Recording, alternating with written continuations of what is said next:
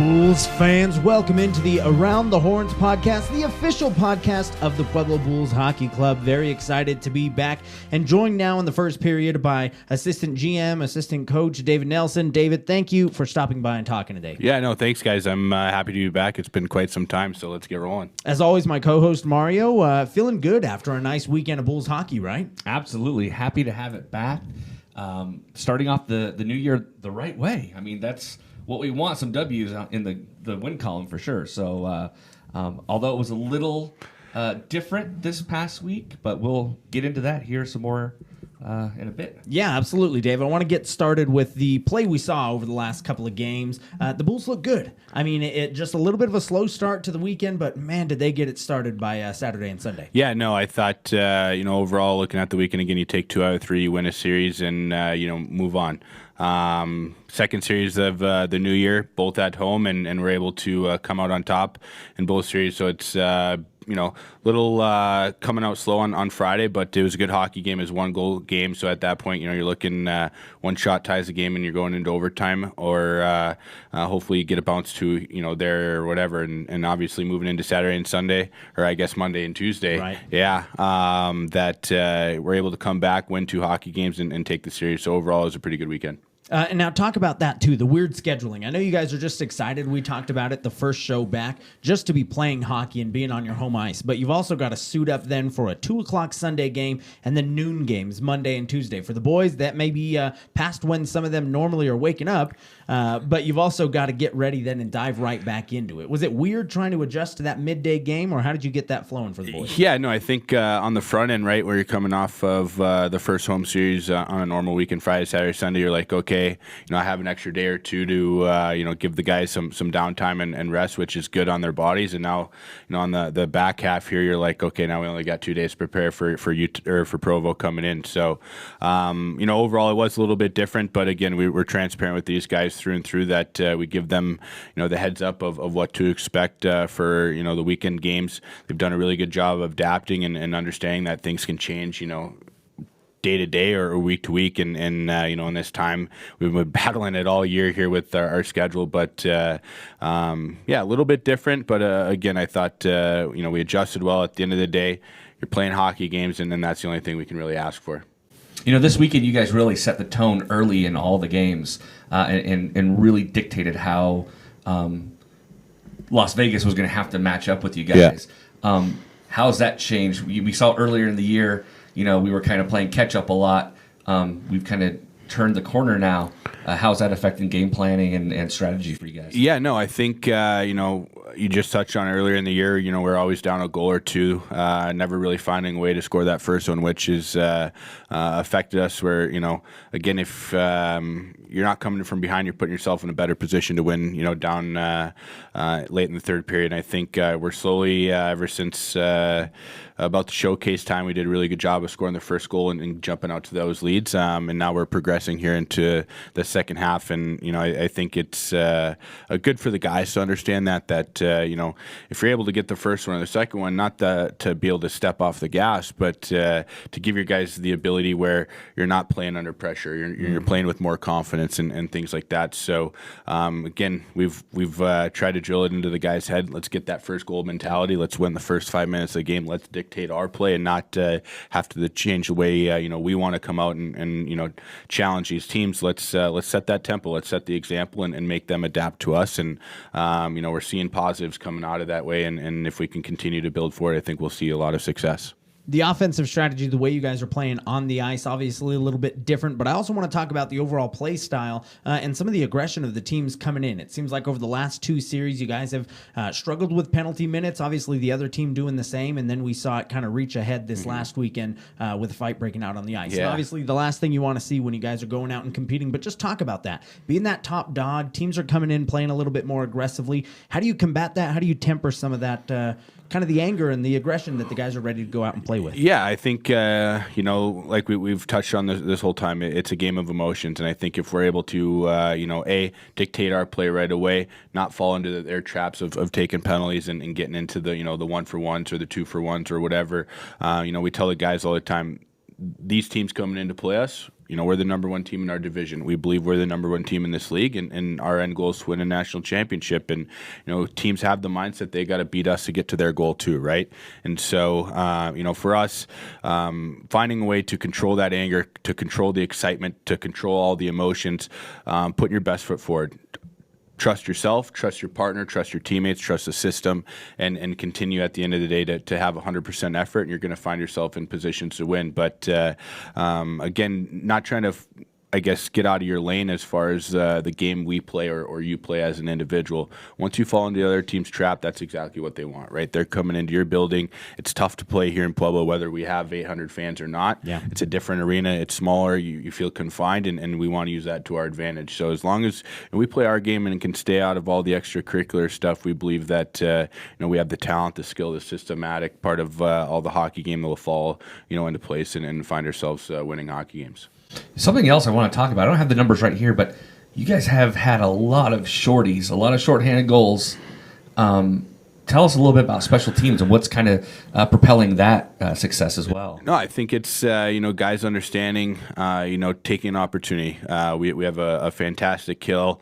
I believe we're at about 92% right now. Tyler does a fantastic job with our killers, understanding that you break down what works for us, whether it's running a box, diamond, the push, whatever that is, and understanding who's out there, right, and taking advantage of what the other team gives you. If you're able to push them into a position that they're uncomfortable with, and then you realize that, hey, we're on a 2-on-2 or a 2-on-1, and we can attack and take a chance to shoot the puck or score a goal, we're going to do that. And I think this past weekend, I believe we had 4 or 5 shorthanded goals, and again, that late in the year, as we're progressing into playoffs, those are going to be important, right? We're going to have to capitalize on the power play. We're going to have to shut down on the PK, and if you can steal one on the penalty kill, that's going to essentially set yourself up for success. And I think guys are understanding that you can score 4-on-5, right? It doesn't have to be 5-on-5 or 5-on-4. We do have the talent, we do have the skill, and full circle. That's hockey IQ right there. Once you're understanding where you are on the ice, who's out there, again, taking advantage of what the other team's giving you. A lot of times on the opposing power play or whatever, they might have the mindset where, okay, we can kind of slow things down, run our system, whatever. Well, we're run and gun. We're going to put you in a position to hopefully cough the puck up and see what we can do. And again, scoring those goals is pretty big because that's a big momentum shift in the game too. Definitely Disrupting their way of playing the game for sure. And for I sure. think that that's kudos to you guys, because I think that's one of the hardest things to do, to consistently put up goals. Yeah, thank you. So thank you. Pretty awesome. And I just want to ask you one more question before we get out of here. Some important milestones reached this last weekend for 2 big players. You talk about Bulls history really being made. Benny and Milan both able to take home some significant milestones and really tuck one in their feather or their cap. These are guys that obviously are going to leave their imprint on the team for what they've done last year and into this year. But how important is it for those guys to reach the 100-point mark and know that they've kind of left their mark? Yeah, no, I think it's exciting for them, and for us as a staff and an organization, that's a culture thing, right? You just touched on it. They're going to leave their name, they're going to leave their mark on the organization. Not only what they're able to do on the ice, but in the community as well. And when you're able to touch something special, whether it's 100 points or 50 goals or whatever the case may be, those are big deals.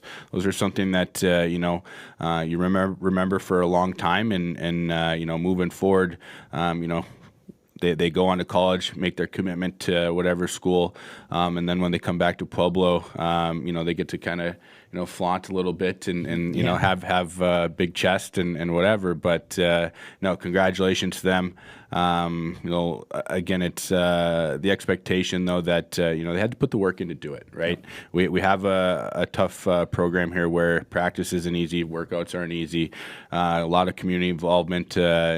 The regimen isn't easy, so it's them putting the work in. They're finding success on the other side, and happy to see that you're able to check some of those boxes on the individual stuff. But they'll tell you the first thing, that's great individual accomplishment, but their end goal is to win a championship, and that's what they've built 2 years in putting into the program. So it's again, congratulations to them.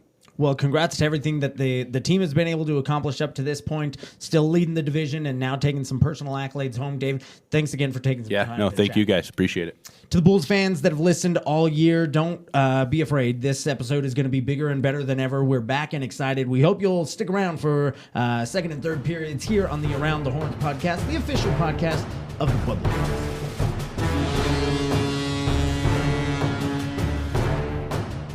Welcome back, Bulls fans. It's second period time here on the Around the Horns podcast, the official podcast of the Pueblo Bulls. We just had a great chat with David Nelson, and now bringing in one of the Bulls' top players this year, stud Sam Feamster. Sam, thanks for taking some time to chat with us. No problem. Thank you guys for having me. It's good to be on. Sam, I got to ask you, first and foremost, this has got to be a special season for you, obviously coming in and playing for a hometown team.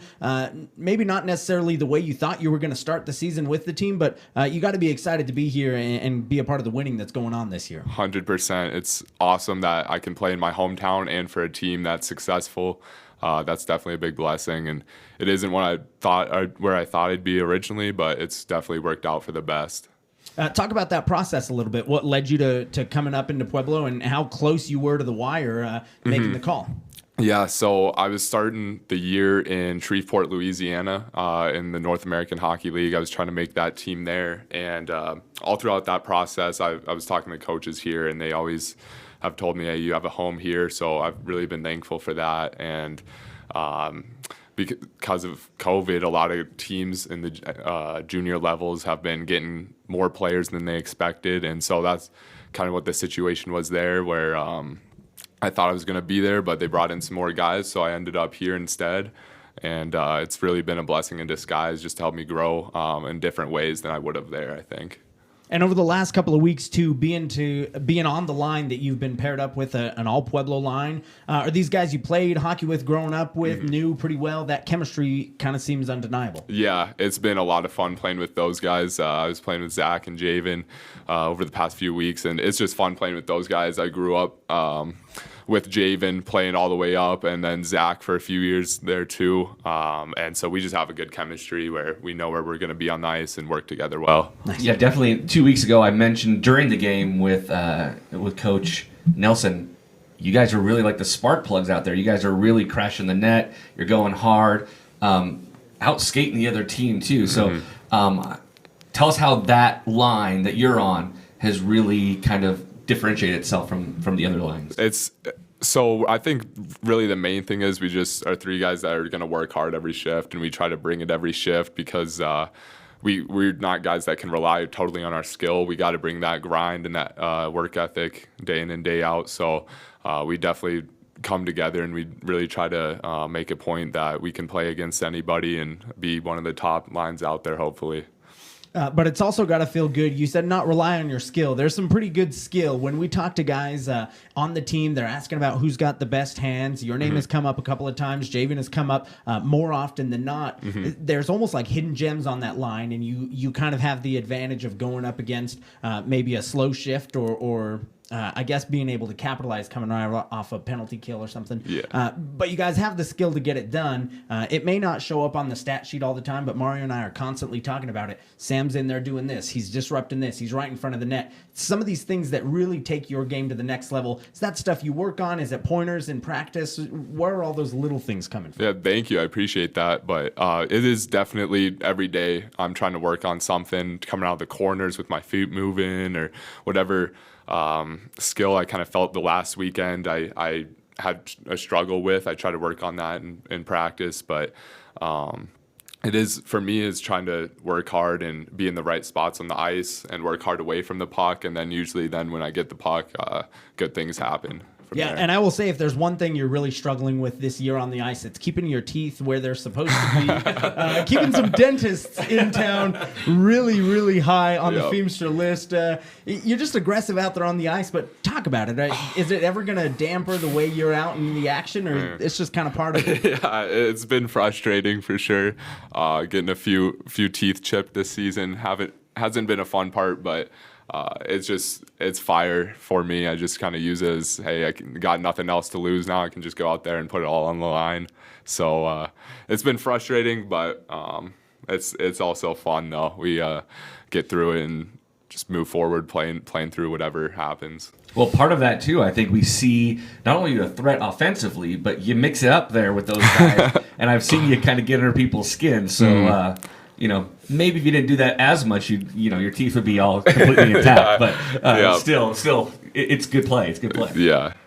Yeah, I like mixing it up a little bit too, trying to just be in their face and in front of the net, wherever that may be, and just cause some frustration on the other team's part. So can never go wrong with that. One of the things we like to kind of do for the listeners of the show is let people in on the Bulls teams. The players get to know them a little bit more. Usually we're asking transplants into Pueblo where their favorite place to eat is and all of these different questions. We'll ask you where your favorite place to eat is, but then I got to know if these guys are relying on you like, Sam, don't take us to Chipotle, Brig. Take us to places that are actually good, right? Have you become kind of the unofficial Pueblo tour guy? A little bit. I try to be, though, just to show the guys like what local beauty we have here. We have a lot of good spots to see and places to eat. My personal favorite right now is probably Shaw's Euro place.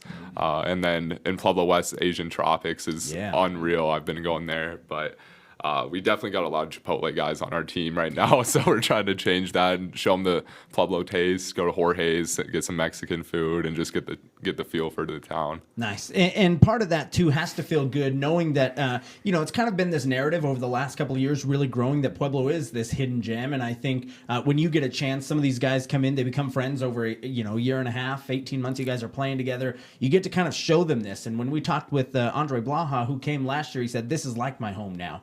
It feels like this place he wants to come back to. That's something you've gotten to enjoy your entire life, but now how cool is that to share it with some of the guys that are coming in and seeing it for the first time? Exactly. It's awesome because a lot of guys don't really realize that, Pueblo is kind of unheard of. It might be a smaller town compared to where they're from, but it's I can't tell you guys how many guys we have on our team this year that are amazed with Pueblo, absolutely love it here. Even guys I've talked to that were here and moved on, they always say, "Hey, I wish I was back in Pueblo. I wish I could be there still." And so it's really cool to be from here and expose that to other guys, just show them how great a city Pueblo really is.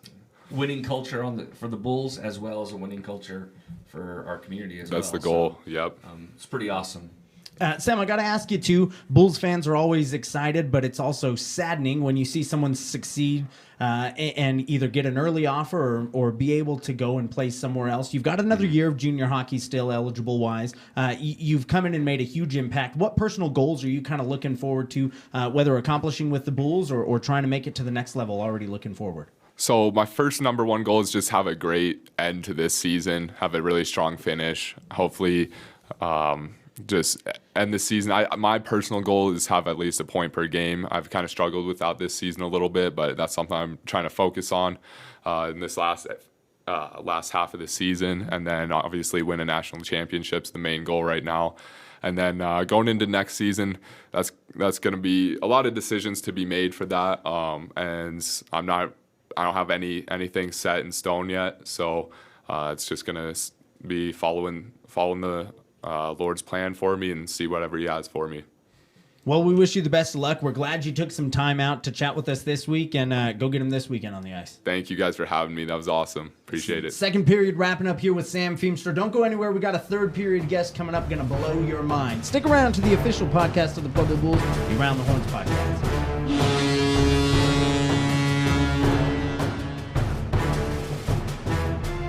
Bulls fans, welcome back. Third period time here on the Around the Horns podcast, the official podcast of the Pueblo Bulls Hockey Club. Great show already. If you missed the first two periods, just rewind. It's the beauty of online content. Talking with David Nelson, Sam Feamster earlier now, joined by defenseman Connor Williams. Connor, thanks for taking some time to come chat with us this week. Yeah, thank you for letting me be here. I appreciate it.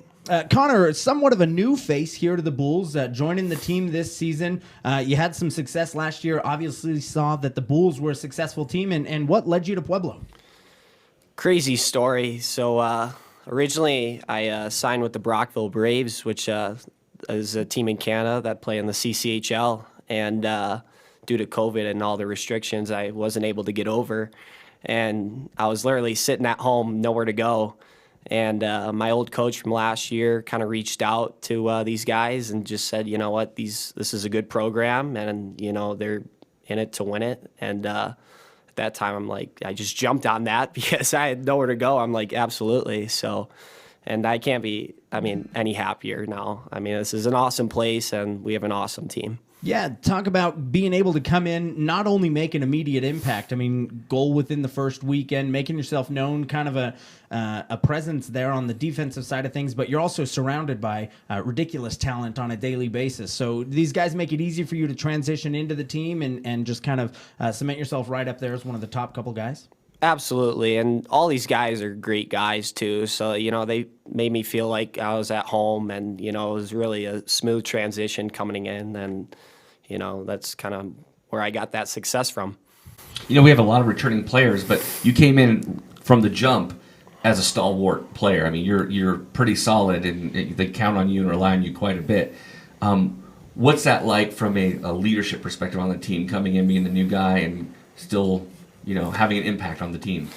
It's awesome, to play that role on such a good team. Like, it's just, I couldn't be happier. And, I play a lot of minutes, and, I am going to give myself credit. I do work hard for those minutes, and, I take care of my body after and, do a lot of stretching. So I know I'm capable of doing that. So. You also have the MVP of the POD. I can't remember what the nickname was for Toons, but maybe the best unit coach in the entire league as well. Toons had to have whipped you into shape pretty quickly because that's a guy that doesn't mess around on the bench. Absolutely. And, it was a little tougher getting into shape just because the elevation changed. I didn't have that at home. So I was, huffing and puffing, the first few practices. And he's like, oh, you got to get used to that. So I was like, oh gosh. Yeah, buckle up, Buttercup, really is probably the phrase that was used there. But talk about that too as well. Coming in, playing here in Pueblo, I'm sure you've heard stories. The guys have talked about the kind of the magic of last season and that playing in front of sold out stadiums, and this year being a little bit different. You already mentioned having your plans derailed originally due to COVID, and now this stadium that was rocking every single weekend last year been relatively quiet. Still a good fan base to play in front of, but are you looking forward to that packed stadium one day, getting to play in front of the fans here, and how cool is that Pueblo ice? Oh, absolutely. And, even with the 100 fans or so that we have, they make a lot of noise, and, it feels like there's a lot of people there. And I can't even imagine, with the numbers that were there, with the 3,000 or so. The place has got to be rocking, and, there's nothing cooler than that.